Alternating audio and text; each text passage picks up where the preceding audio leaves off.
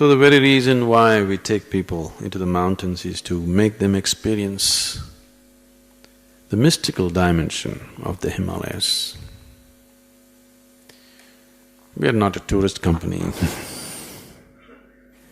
If you go there by yourself, the enormity of the mountains, the natural beauty of the mountains is so overwhelming that you will just be gaping at every rock and every peak, because it's much more than your eyes can grasp. It's very difficult for you to understand what's Himalayas, even physically. Right from my childhood, I had seen many photographs of Himalayas, I had seen many documentaries about Himalayas. I had a huge picture of Himalayas in my mind. But the first time I went there, everything that I had in my mind was shrunk. What is actually there is far bigger than that, you know. It's very difficult even to take it all into your mind. So if you go there, generally the physical Himalaya itself is too overwhelming. It puts you down to your size. You'll become a small little human being, you know, like an ant you'll become. Once you go and stand in front of Himalayas, you feel like an ant crawling up on the earth. But the mystical dimension will be missed because you'll go about gaping at the beauty of Himalayas. So, the very purpose of taking people on a trek like that is so that they can have an experience of a completely different dimension. If I go into these things, it'll go endlessly. Your question. Let me try to bring a little experience to you. This was many years ago. At that time I used to travel alone in Himalayas. But now traveling alone is impossible. If I go, I have a full 10 busloads of people with me.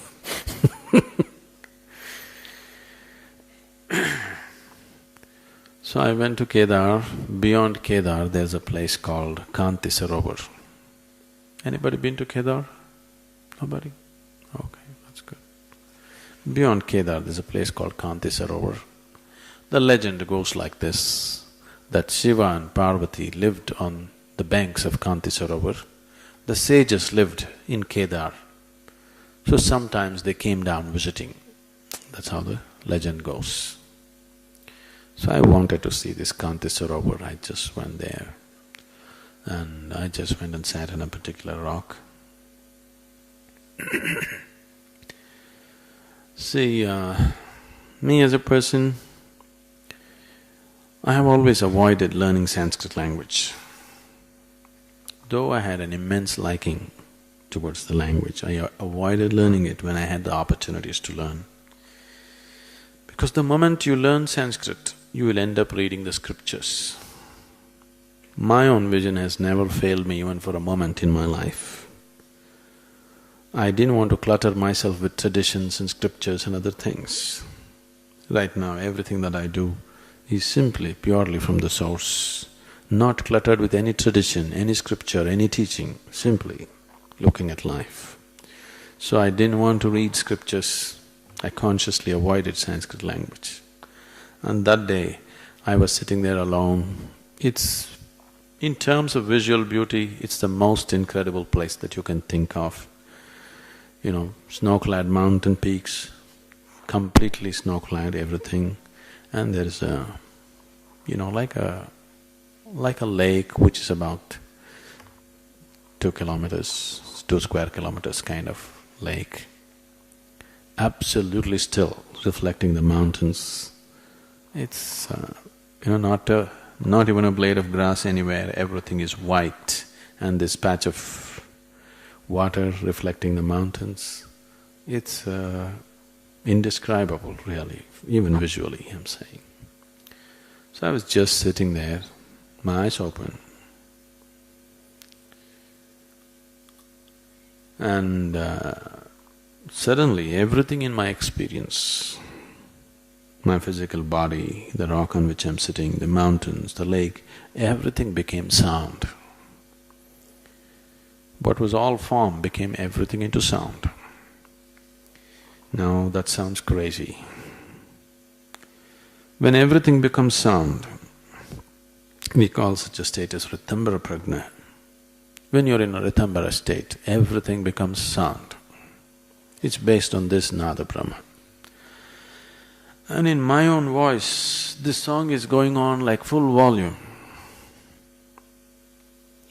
I can clearly feel that my mouth is shut. I'm not singing, but it's my voice in full volume. The song is just going on. In this video, Sadhguru talks about the immense beauty of the Himalayas, which, I'm proud to say, I was in the Himalayas in 2024. And it's true. In fact, when I was driving to Kailash on a bus, I was taking photos every 2 to 5 minutes because the vast beauty, the sheer beauty, the immensity of it all, I couldn't comprehend it.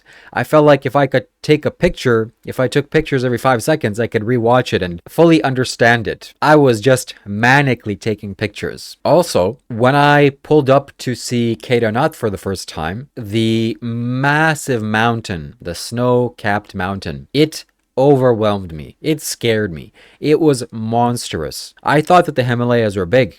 And watching this video a long time ago, I thought to myself, well, if I go to the Himalayas, it probably won't be that big of a deal. No. And that mountain is not even that big compared to all the massive mountains that exist in the Himalayas, like the tallest mountain in the world, which is Mount Everest. Seeing that mountain for the first time, I was taken back. I was shocked. I was in awe.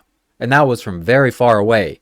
You could see the mountain from so far away. It's amazing. It's incredible. But my experience of the Himalayas was peaked at Kailash, which we are in Kailash right now. This is my background. This is the photo that I have taken, myself personally.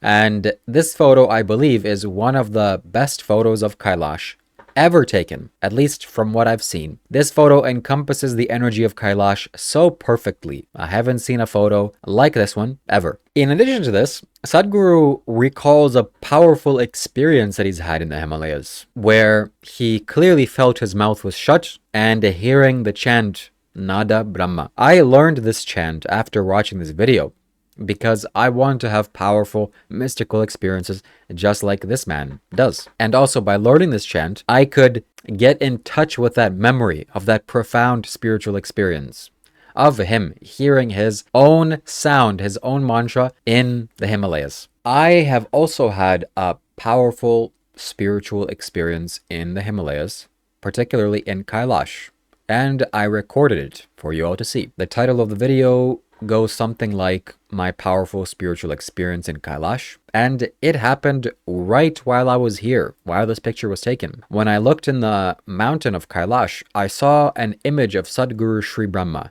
perfectly carved in the stone, in the mountain. It was undeniable, unmistakable. Now looking back at it, my mind likely was playing a very hard, very strong trick on me, but that shouldn't be discounted. It was that way. Yet still, the energy of Kailash facilitated this. It made it happen. And out of all of the people that I could ever see, I saw Sadhguru Sri Brahma, which is Sadhguru's past lifetime. And I saw him in the stone itself. When I saw him in the stone, in the mountain, in Kailash, I also saw a smaller representation of Kailash right behind Sadhguru Sri Brahma. So I saw and I knew that Sadhguru's power and his capabilities all stem from this one source, which is Kailash.